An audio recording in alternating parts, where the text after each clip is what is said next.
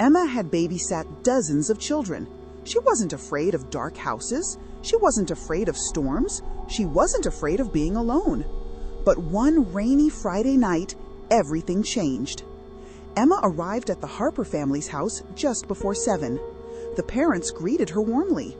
The little boy, Noah, smiled and waved from the couch. He couldn't have been older than 7. The house was beautiful. Warm lights, large windows, quiet neighborhood. Nothing unusual. As they prepared to leave, Mrs. Harper handed Emma a small handwritten note. "These are the house rules." Emma laughed. "I've babysat for years." Mrs. Harper smiled politely. "I know, but please follow every one of them." Emma unfolded the note. Rule 1. Noah goes to bed at 8:30. Rule 2. Lock every door before dark. Rule 3. If someone knocks after 9 p.m., don't answer. Call us instead. Emma smiled. "That's oddly specific." Mr. Harper looked serious. "I'm serious." Emma nodded. The parents left. The evening started perfectly. They played board games, watched cartoons, made popcorn. Noah laughed constantly. At 8:30, Emma tucked Noah into bed. As she turned off the bedroom light, Noah grabbed her sleeve. "You remembered Rule 3? Emma smiled. "I did." "Good." His smile disappeared. "Because he always comes after 9. Emma laughed nervously. "Who's he?" Noah pulled the blanket over his face. "The man who says he's lost." Emma assumed it was imagination. Children tell stories. That's what children do. At exactly 9:04 p.m. Knock, knock, knock. Emma froze. 3 slow knocks, exactly like Noah described. She walked toward the front window. Standing outside was an older man. Gray coat, umbrella, completely soaked by the rain. He looked harmless. He smiled gently. Emma opened the curtain a little. The man looked directly at her, then spoke. "I think I'm lost." Emma remembered Rule 3. She stepped away. "I'm sorry, I can't open the door." The man nodded. "I understand." Then he smiled again. "Can you tell Noah I'm sorry?" Emma's heart skipped. How did he know Noah's name? She backed away from the window. The man walked into the darkness. Emma immediately called Noah's parents. No answer. She called again. Voicemail. Suddenly, the lights flickered, then went out. The entire house became silent, except footsteps. Upstairs. Emma looked toward the staircase. Noah's bedroom was upstairs. Slowly, she climbed the stairs. Each step creaked. Noah? No answer. She reached his room. Empty. The bed was still warm. The window was open. Rain blew through the curtains. Emma's heart pounded. Noah? Then she heard giggling. Above her, the attic. Emma looked up. The attic door was slightly open. She remembered there wasn't a rule about the attic. She climbed the ladder. Every instinct told her to turn back. The attic was filled with old furniture, boxes, dust, family photographs. Noah? A small voice whispered, "I'm here." Emma followed the sound. Behind an old wardrobe, she found Noah, curled into a ball. "What are you doing?" Noah whispered. "He's inside." Emma looked around. No one. "Noah!" Then she heard it, a voice, very softly. "Emma." She turned. Nobody. Again. "Emma." It sounded exactly like Mrs. Harper, coming from downstairs.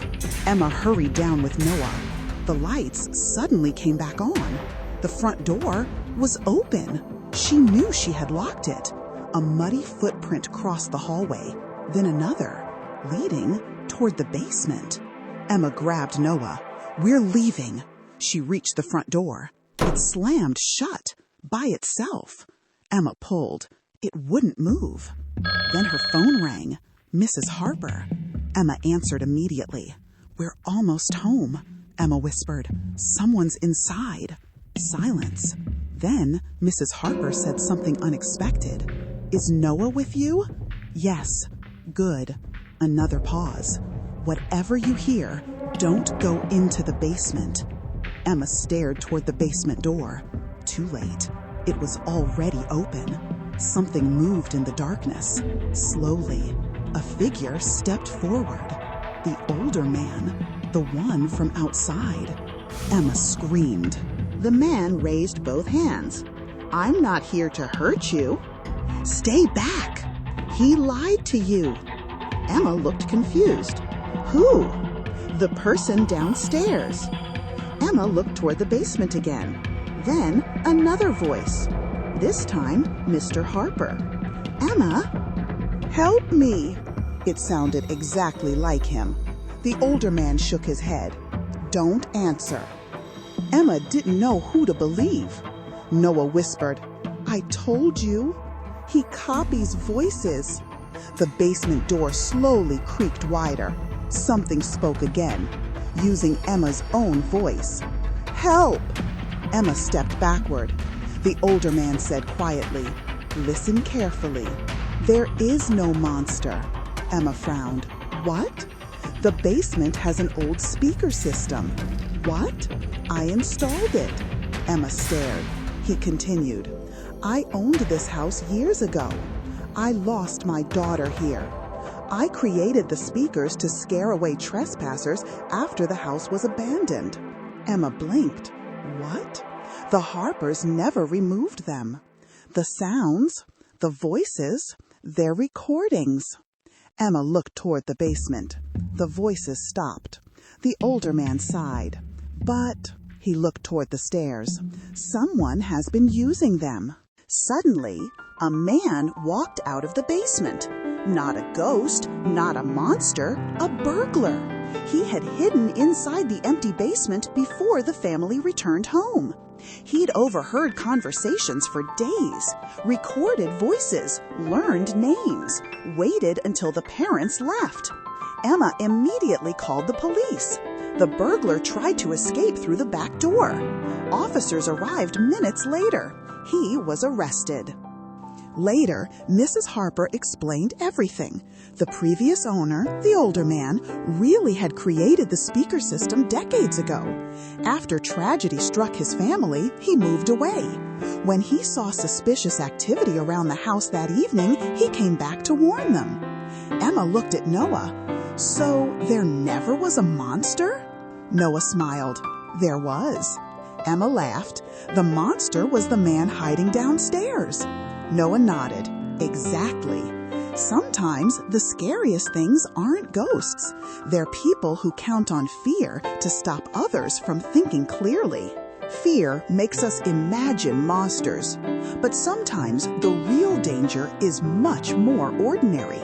Stay calm, think clearly, pay attention to warning signs, and never ignore your instincts when something feels wrong."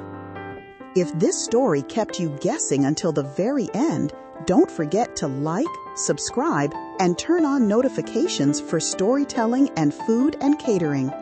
Every week, we bring you suspenseful stories, emotional twists, life lessons, and unforgettable endings that will keep you coming back for more. Question for viewers: at what moment did you realize the monster wasn't supernatural? Or did you think it was a ghost until the very end?